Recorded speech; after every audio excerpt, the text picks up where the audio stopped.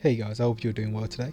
In today's video I'm going to give you a little update on my Stiphodon Goby Hillstream Aquarium. This aquarium has been set up for about 3 months now, and you can see there's been quite a lot of algae growth in the past few months. In a planted tank this would be a real nightmare, but for a Hillstream tank like this it's perfect. The gobies love to eat algae, so it's a free source of food for them, but I do need to clean the glass so I can see the gobies better in the tank.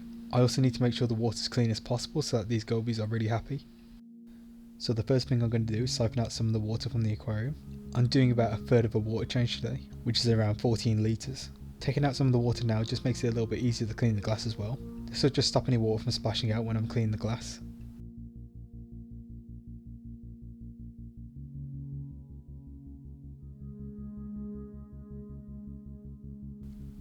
I like to use this little algae scraper I got from Amazon to clean the glass.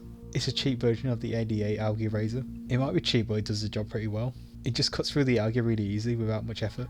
I made a little video about this algae scraper razor. If you want to check it out, I'll leave a little card in the top right hand corner of this video.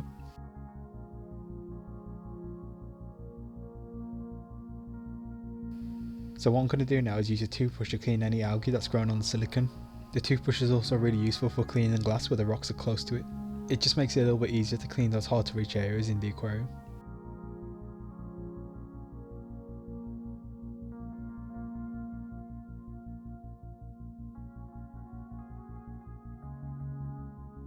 Now it's time to add some fresh clean water back into the aquarium.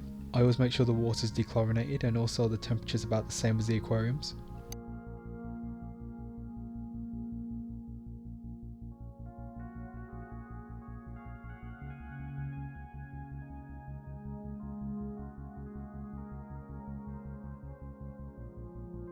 And that's it, all the maintenance is now done. The water might look a little bit cloudy right now because of the algae we just cleaned off glass. All that algae is just floating around in the water column right now.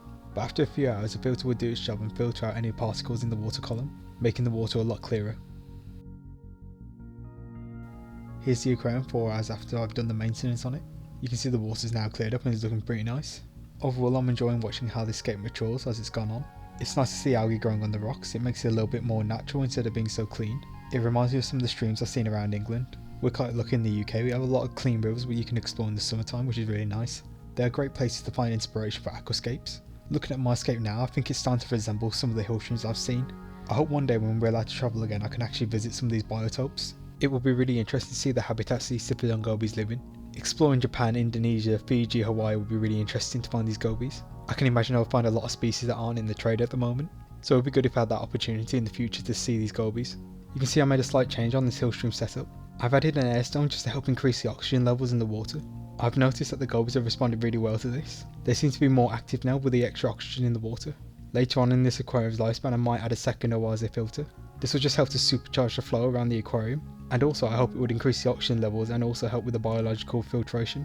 I've also lowered the temperature down a little bit to about 22 degrees. Colder water tends to hold more oxygen. This should then hopefully make the environment a little bit better for these Stiphodon gobies to live in. I had a little idea about doing an inline aeration system. It will work very similarly to how inline CO2 systems work in planted aquariums, but instead of CO2 I'll be using pressurised air. This means I can get rid of the air stone in the aquarium, and this will help to make the aquarium look a bit more natural, but I'm going to have to actually work on this idea a little bit more before I put it into practice. I just want to say a big thank you to all you guys who watch these videos.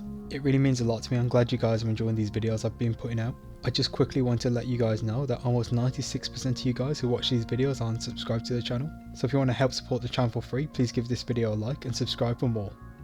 And finally, to end this video, I'm going to give you guys some footage of my Stiphodon gobies enjoying some Rapashi soil in green.